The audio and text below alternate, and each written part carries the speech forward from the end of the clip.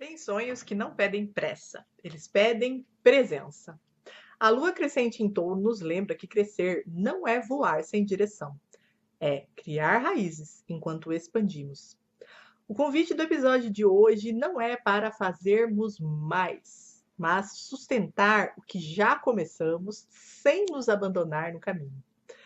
Sentirmos segurança para florescer sem nos abandonar, sem nos ferir, para podermos desejar sem nos perder e principalmente materializar sem nos endurecer.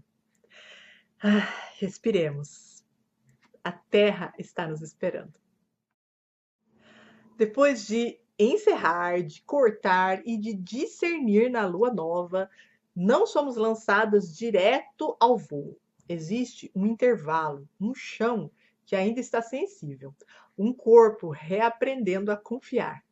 A lua crescente em touro inaugura este momento delicado, um instante em que a donzela desperta, não para voar sem rumo, hein, mas para sustentar o que já começou a germinar. Esse arquétipo aqui, ele não representa a ingenuidade da menina, mas disponibilidade interna. Ela chega como uma heroína e nos convida. Vamos começar, mesmo sem garantias. A donzela da lua crescente não nos pede resultado, mas presença suficiente para que a gente não desista de nós no caminho. E para evitar que a gente caia nessa armadilha da desistência, do eu não consigo, do é demais para mim, elas nos deixam algumas indagações. Onde começamos com empolgação, mas nós apenas seguimos alguns passos, já estamos nos ausentando do nosso verdadeiro objetivo, hein? Onde estamos exigindo resultado antes de criarmos a própria segurança interna? O que precisa ser cuidado para que os nossos sonhos não se tornem apenas mais uma cobrança? Esse arquétipo, ele nos traz um feminino que aprende, passinho a passinho, a permanecer onde antes só fugia. Que experimenta a segurança não como um controle, mas como um acordo silencioso com o próprio corpo. Na linguagem do céu, esse é o primeiro aprendizado da segunda casa astrológica. Habitar o que é nosso, antes de querer multiplicar, expandir ou mostrar. Sustentar o corpo é ficar, repetir o gesto, é dizer sim outra vez para nós, mesmo quando ninguém está olhando. A crescente em touro nos ensina que materializar sonhos começa assim, no compromisso íntimo que fazemos de não nos abandonar no caminho. Sem pressa, sem espetáculo, com presença suficiente para que algo, enfim, crie forma. E é desse corpo, Lupitas, desta presença que a materialização começa a ganhar a sua forma. Pode ser até ainda que não seja uma ação visível, mas já é uma aliança interna. Quando falamos na segunda casa astrológica, imediatamente pensamos em dinheiro, posse, bens, segurança material no sentido mais raso da palavra. Mas essa é apenas a superfície. A segunda casa, ela fala antes de tudo sobre o que sustenta a nossa vida por dentro, sobre o valor que damos a nós mesmas, sobre aquilo que consideramos digno de existir, permanecer, crescer. É aqui que o sonho começa a pedir chão. Porque não adianta desejarmos liberdade se o corpo não se sente seguro para sustentar essa liberdade. Não adianta a gente querer propósito se tudo dentro de nós ainda opera no modo de sobrevivência. E o elemento terra aqui, ele não entra como um peso, mas como uma sustentação. Ele não impede o voo, ele impede a queda. Criar asas com os pés, no chão. E aprender que materializar esses sonhos não é nos forçar para caber em estruturas duras. Lembram do leito de Procrusto que a gente falou semana passada? Mas construir bases que não nos traem. E é nesse ponto que o planeta regente da segunda casa, Vênus, começa a sussurrar. não nos trazendo um ideal romântico. Olha aqui a superficialidade, a generalização outra vez, né? Falou em Vênus, ai, amor romântico. Aqui Vênus está nos trazendo um desejo que sustenta, como aquilo que nos ancora no prazer de existir, sem nos afastar de quem somos. Olha a importância disso. Vênus nos pergunta: o que você deseja de verdade quando não está tentando agradar, provar ou se adaptar? Hum? As nossas respostas, elas podem provavelmente soar como algo assim: quero viver do meu jeito, sem ser taxada de difícil. Eu quero propósito, não só rotina diária. Eu quero sim ser uma mulher de sucesso, mas não aquela lá do Google, da pastinha, do salto alto. Eu não quero me masculinizar, não quero ser objetificada. Quero entender o que é sucesso para mim. Ou ainda, eu quero voltar a sentir prazer na vida, no corpo, o gozo, na alegria, na alma. Eu quero um amor romântico, sim, mas que não me sufoque como mais uma obrigação de perfeição. Eu quero parar só de sobreviver. Quero viver de verdade. Esses pensamentos, se eles virem à tona, essas respostas para Vênus, elas não são caprichos de mulheres imaturas, meninas, lupitas, como o patriarcado nos quer, não. Elas são sonhos da alma, sonhos que pedem raiz. Porque uma vida com prazer, valor e verdade, meninas, lupitas, mulheres, lobas, uma vida com prazer, valor e verdade, ela não tem que ser para nós um privilégio. Ela é o mínimo que merecemos. A casa 2, a segunda casa astrológica, então, nos ensina que desejo sem sustentação, ele vira só frustração. Mas sustentação sem desejo é prisão. Por isso, essa lua crescente em touro nos convida a algo profundo. Reconhecer o que tem valor para nós e começar a cuidar disso como quem cuida de algo sagrado. Não para acelerar, não para performar, mas para ancorar no nosso corpo a vida que a gente quer viver. Materializar sonhos aqui é permitir que o prazer, o valor e a segurança voltem a habitar a nossa vida, sem que precisemos nos abandonar, nos endurecer ou trair a nossa alma. Voar, sim, mas com os pés no chão, com beleza possível e com desejo que nesse 26 de janeiro de 2026 nós ainda temos um trânsito raro acontecendo na astrologia. Netuno está mudando de casa. E esse não é um planeta rápido. Netuno não nos fala de fases emocionais passageiras, nem de desejos imediatistas. Netuno fala de climas de época. São cerca de 14 anos em cada signo, hein? Quase 165 anos para dar a volta completa no zodíaco, nas 12 casas astrológicas.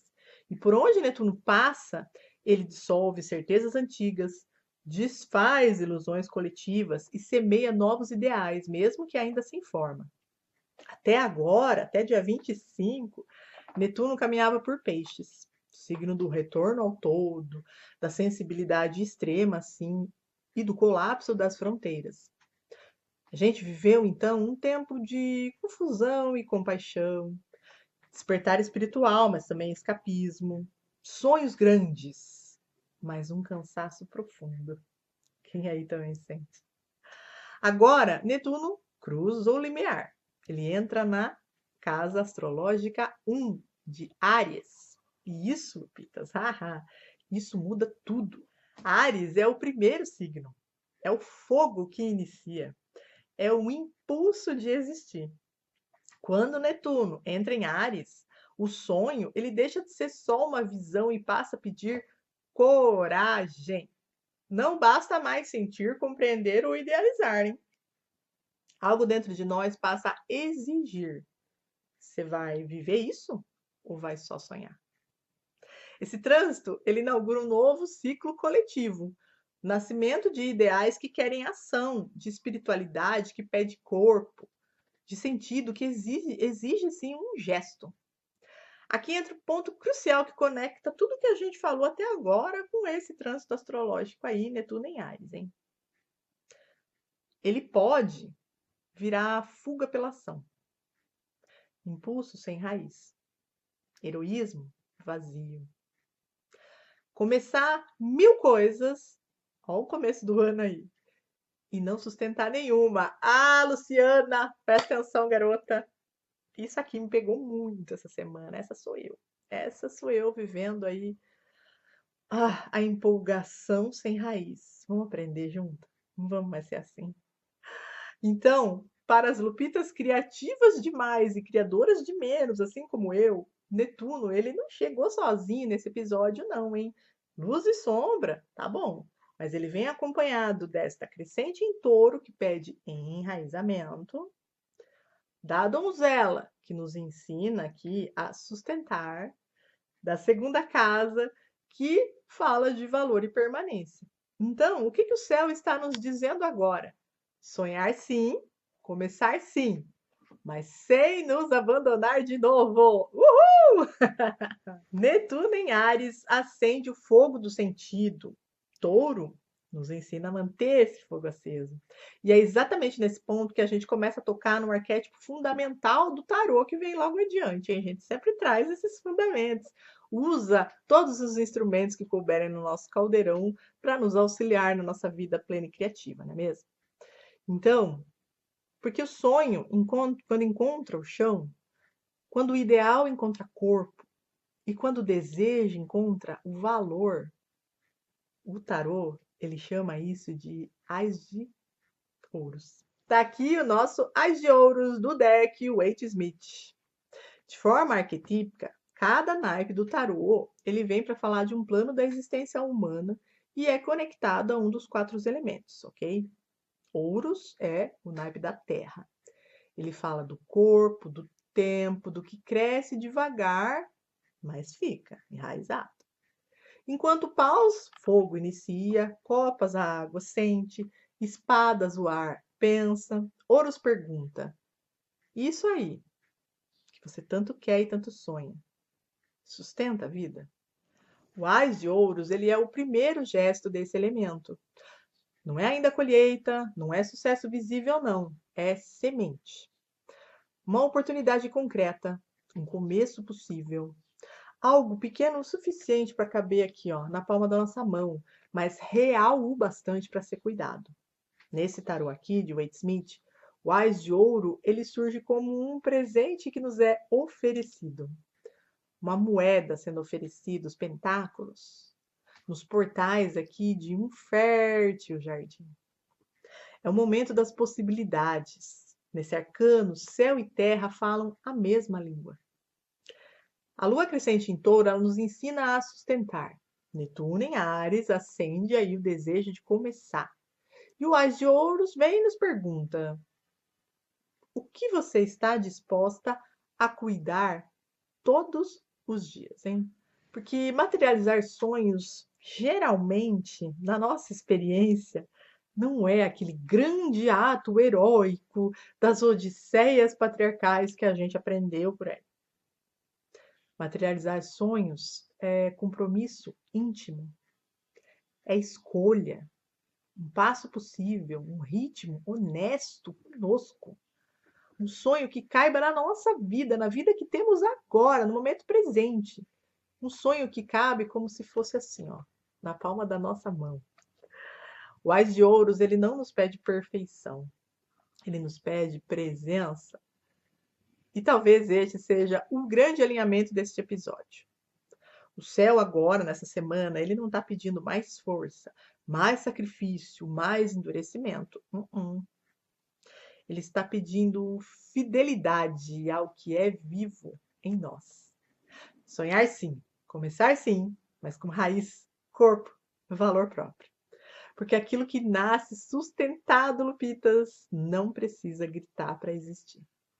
E como sempre, selando tudo que a gente veio falar hoje, esta semana nos vem a querida Lupitinha, a donzela aqui no Oráculo das Lobas, que veio com a carta que talvez nem precise de mais nenhuma explicação. Liberdade. Não pediremos licença por ser quem somos, não, hein? Esticaremos as nossas asas, mesmo que ainda não saibamos até onde podemos voar. Essa liberdade aqui, queridas Lupitas, essa liberdade aqui, ela não é fuga, não é rebeldia vazia, não é disparar por aí sem rumo, não. É voltar para nós sem pedir licença. É sustentar o nosso desejo da alma no nosso corpo. É escolhermos permanecermos inteiras enquanto estamos fazendo tudo isso. Quando o sonho encontra o chão, quando o fogo encontra a raiz, quando a alma encontra coragem, simplesmente somos. É assim que corremos com lobos. E esse foi o nosso episódio da Lua Crescente em Touro. Aquilo que sustentamos ganhou calor, visibilidade, coração que se conecta com a próxima lunação, que vai ser a Lua Cheia em Leão. Chega no dia 1º de fevereiro. Essa lua, viu? Ela já chega com os dois pés escancarando a porta e nos deixando os seguintes questionamentos. Anota aí. Onde estamos nos escondendo para não brilhar demais? O que ainda oferecemos ao mundo sem que reconheçamos o nosso próprio valor? Ai! Você viu, né? Que as lunações, elas não estão vindo para brincadeira, não. E essa lua cheia, ela é mais do que especial porque ela encontra o sabá de lamas da primeira colheita, aqui na Roda Sul, no Hemisfério Sul. O momento em que avaliamos o que cresceu de verdade, o que pediu celebração na nossa vida e o que precisa ser oferecido de volta por nós. Depois de enraizar, sustentar, de não nos abandonar, nós seremos chamadas a ocupar o nosso lugar. Com presença, com prazer, com dignidade. A gente vai falar de fogo, criação, merecimento, do feminino que aprende a se mostrar assim, sem se justificar, pois não basta somente criarmos raízes, chegou a hora de nos deixar ver. Nos encontramos então no episódio da Lua Cheia em Leão, mais Sabá de Lamas, Sabá da primeira colheita, no dia 1º de fevereiro, por aí. E até lá, nas redes sociais do Transformando Meninas em Lobas. Nossa fogueira já está se acendendo, hein? Beijos!